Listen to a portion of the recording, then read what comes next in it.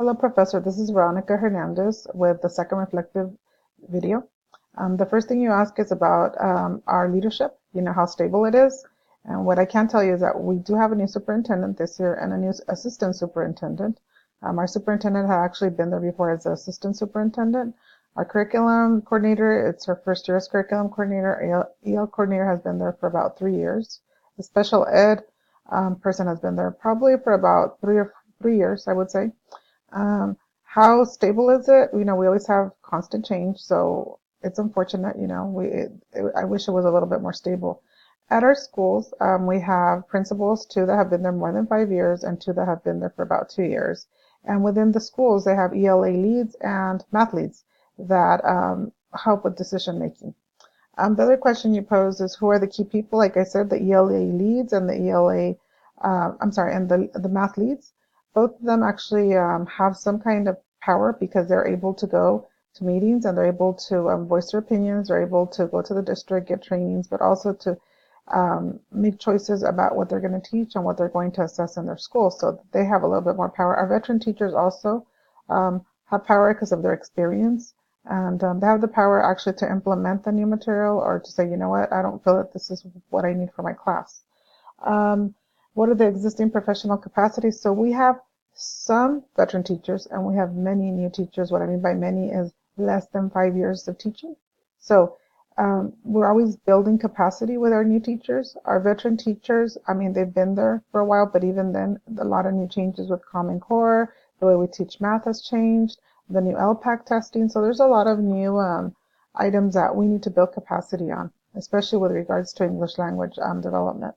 What are some of the routines? So, for example, our principals deal with data at the district level with a curriculum coordinator. They sit with her, they look over data, and then they have that's their PLC, and then they plan professional development there. That they're starting to look at data. They're thinking about what are they going to go back to deliver to their teachers.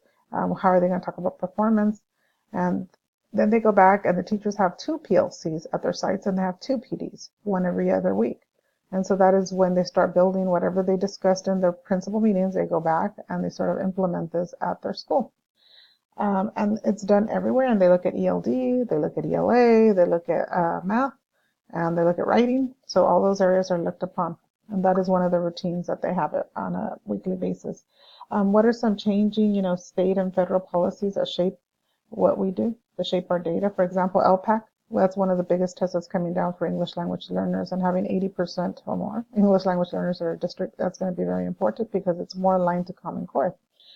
Prop 58, a dual immersion law that just passed in California, that's going to change the way we do business because we were English immersion 800%. Now we're heading back to doing some type of dual immersion class and doing it in Spanish and English. That's going to change our data. Common Core state standards from the federal level, the rigor. It's more rigorous in math and ELA, and we know that we have a lot of work to do in math because it's more rigorous. So all of those, the rigorous it's rigorous the way the teachers are teaching instead of just test prep.